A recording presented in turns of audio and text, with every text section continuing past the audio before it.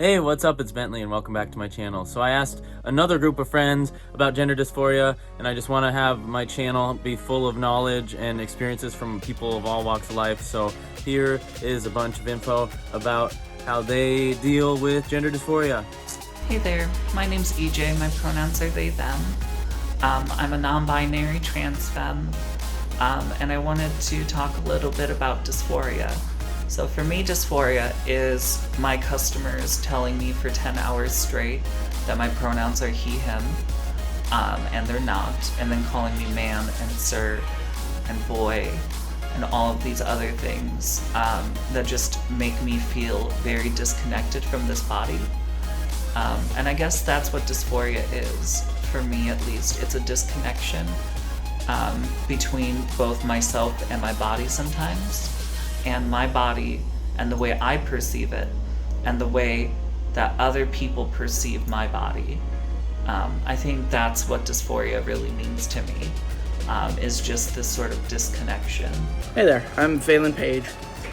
Dysphoria to me is the feeling of being uncomfortable in my body, that something doesn't necessarily fit or something isn't right.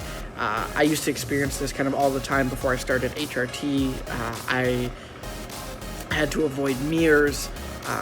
I couldn't really look at myself. My chest made me very uncomfortable, and trying to find any feminine clothes that felt good while I was that dysphoric just really didn't work. And I'm really lucky now to be in the place where I'm at, that I don't experience dysphoria often. And nowadays, when I do experience it, it's not as intense. It doesn't make me feel as depressed. So that's my experience of dysphoria. Thanks. Bye. Hi, I'm Lou. I'm non-binary, and dysphoria for me is pretty much my thoughts about myself and how I perceive myself and know myself, sort of clashing with how society sees and perceives me.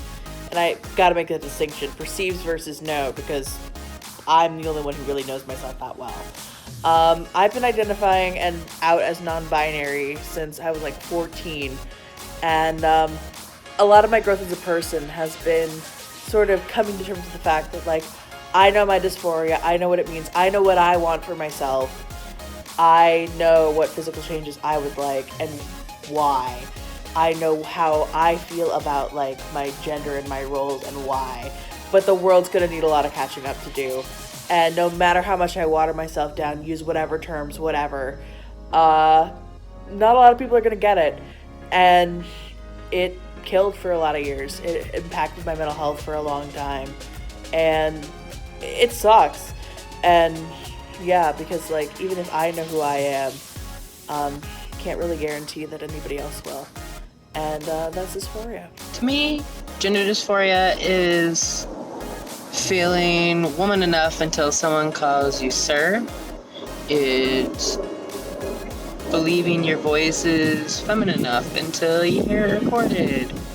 Or looking for pants and just struggling the entire time, because no matter how many pairs of pants fit, they don't fit the way that they fit everyone else. Hi, I'm Kate. I'm 27. I'm non-binary. So what does dysphoria mean for me? If I were describing dysphoria to somebody who's never personally experienced it themselves, and this is just me, everyone experiences it differently. It's like if you picked out an awesome outfit that you were excited to wear and you were going to wear it to a party, and when you finally get there, you realize that there's a huge hole in the seat of your pants and you forgot to wear underwear. So just pretty much the entire time you can't focus on anything else. It's just like, I can't believe I left the house. I didn't check to see if I had a hole in my pants.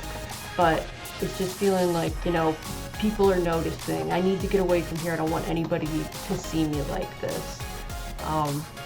So myself, I used to have really, really bad gender dysphoria, like, panic attacks at work if I saw myself in the mirror for too long, kind of thing. And part of that had to do with the fact that I had a very large chest at the time. I'm talking like having to get custom bras made because they don't make your size, kind of size. But I'm luckily was able to have a reduction. They took 13 pounds off of my chest. So that opened like, a lot of doors for me where, suddenly I combined because, before I couldn't do that. It was too big to do that. It didn't give me the result that I wanted, But I'm feeling much happier in my body now that I can, control a little bit more how I look, and it has changed how I feel in my body too.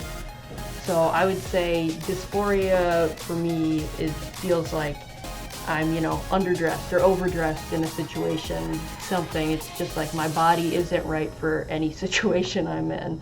Like I feel like I don't look right or I'm not fitting in right. But on the other hand, you have that euphoria, which I would say is like being able to control the narrative of your body and controlling how people perceive you, and that they perceive you in the way that you do yourself, which I feel like a lot of cis people might take for granted because, nothing really compares to when someone, calls you the gender that you are. It goes miles and miles. It's great. But that's what I would say that gender dysphoria and euphoria is for me personally. Hi there, my name is Nico. I'm non-binary, and I want to talk about a couple of things that I've experienced with gender dysphoria. Gender dysphoria for me is the language that gets used every single day that doesn't resonate with how you lead yourself in society and around the people that you know. For me, it's having a daily reminder every single day that no matter how much you want to be something, that people won't accept that. At least, not all of them. It's about looking in the mirror and not knowing who you're looking at. It's a struggle, and whatever you can do to reaffirm it is one step closer to being your true self, which I think is really important. Now I have some poems and songs, so please enjoy that, and I'll be back at the end. Hello, my name is Ray Ellis. You may know me as my musician name Ray Lydia or Ray Not Lydia. I'm here to tell you about my experience with dysphoria as a gender fluid person and how living with expectations really made it difficult to find myself later in life. This one is called The Rock in My Shoe. My youth was wasted walking on the same jagged stone over and over again. Every time someone said my given name aloud, like an incantation, I became her. I was born to crawl, but was raised to walk, and so the jagged rock in my shoe began. Who placed it there? Was it the ones who taught me, who raised my arms high above my head and cheered as I made my first steps? How could these same people who gifted a name be the same smiling friendlies to harm me? The rock in my shoe makes my foot tender. It pierces the skin to produce ruby tears. But I have to keep walking, no choice but to grow, so the rock has stayed lodged there for years. The rock in my shoe makes me step down lightly, unbalancing my gait and my stride. I take it and stumble, reorient limbs and adjust. You couldn't tell I have a limp. Eventually, though, I just became numb to it. My foot wasn't there, so I didn't care. Yet I wondered what made my spine burn so, alight with searing pain. I finally noticed the rock in my shoe as I watched an excavation take place. Someone in front of me sparked someone inside of me. The rock, now extracted, was never mine.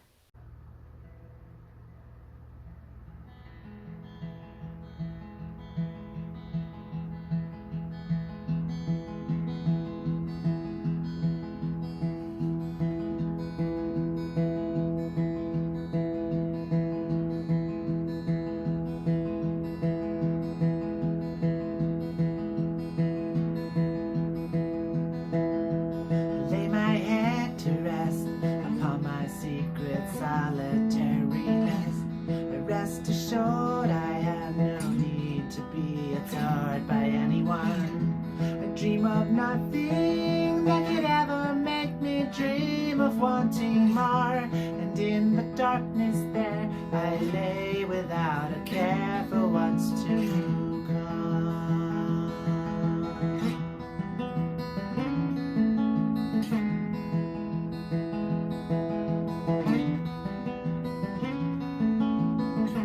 Unexpectedly I see a shining light against the cold, cold dark.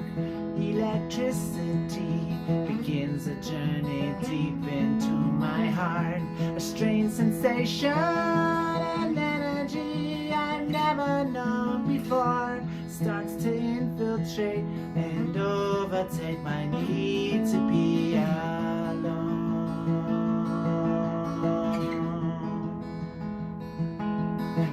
Take another look inside your mind. Even if you don't like what you find,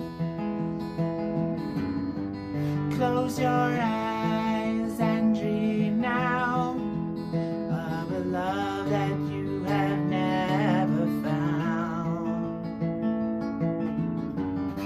Before you wake from this moment, I will slip away without a sound.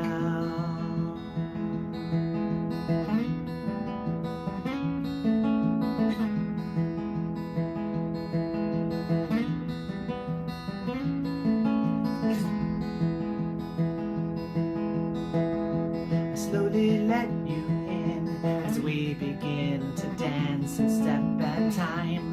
Synchronicity of beating hearts will follow.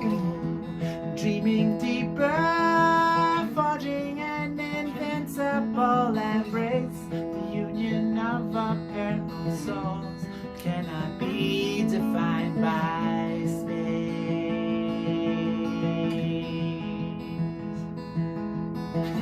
Take another look inside your mind. Even if you don't like what you find, close your eyes and dream now of a love that you have never found. Before you wake from this moment, I will slip away without a sound.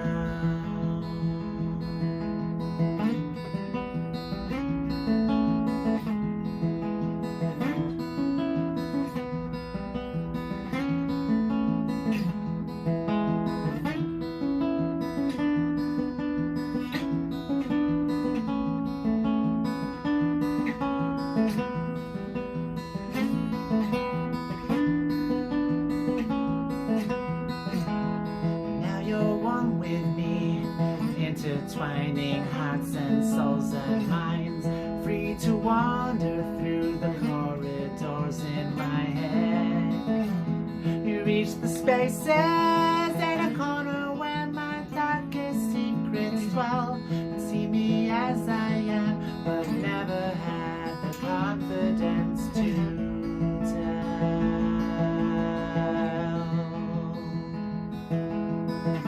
Take another look inside your mind. Even if you don't like what you find,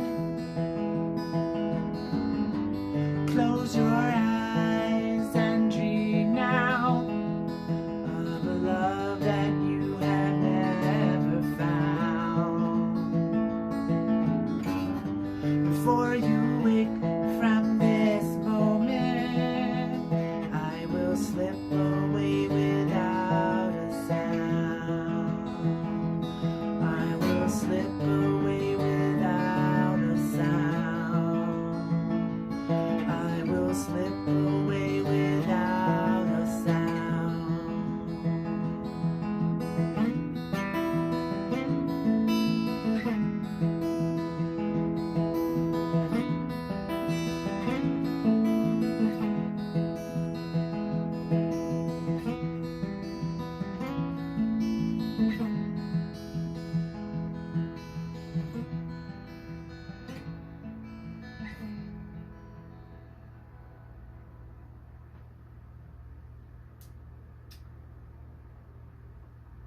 So I know I talked about gender dysphoria a lot in my last video, but now I've had top surgery, so now I want to talk about it again. Look at that. Yeah, anyways, really stoked about it. It's looking really good. I'm gonna do a 1 month post-op video here pretty soon. I'm not at a month yet, but really stoked with it. So obviously my chest dysphoria is gone. I could not be happier. I'm so happy with my results. I'm so happy with my surgeon, and it was just like 10 times better than I thought it would come out, as far as like the actual experience and the pain and how it actually looks. And I'm just so happy that I went with the surgeon I went with. And I went with Dr. Lay at the Melcher Clinic in Scottsdale, Arizona, just in case. But I will have a video next week about my 1 month, and I'll show you my scars and stuff like that. If you haven't seen my other video on gender dysphoria, I will leave a link down below, because I explain a lot about how I feel, and I still have a lot of those same feelings even though I've had top surgery. But obviously my like chest dysphoria is gone. I still have a waist and my hips. I'm trying to be patient and let the testosterone do its thing and have the fat move around and everything, because I still just have like a hourglass shape unless I'm wearing a shirt that I'm really comfortable in. But yeah, so I still suffer from dysphoria from my hips and obviously my bottom area and stuff. In certain pictures I look at myself and I'm like, how is my body shaped like that? Because I feel like I'm just like a dude, but I for sure have that curve going on. So I'm really hoping from the exercise and eating healthy and all that I can get rid of that kind of dysphoria, because that's probably the worst right now is my hips, I would say, just because there's still some extra fat there and stuff too. But yeah, as far as chest dysphoria, that is gone. Yeah, so stoked. I would like to thank everybody that was a part of this video for being a part of the video and for being vulnerable and open and sharing everything with the world. Really appreciate it. If you like this video, please subscribe. You can find me on Instagram and Twitter at @TheBendyBoo. And I'll see you in the next one. My next video is going to be my 1 month post-op video about this beautiful area that I like to, can't really touch yet, it hurts, but it'll be about my chest, and I'll show it off and show you how weird my nipples are still like scabby and stuff, but it's still awesome. I can't wait for them to heal and get them pierced and all that stuff, but it's just like, so good. Anyways, I'm going to have another song from my friend Katie playing right now for the outro, and y'all have a good one. Thank you.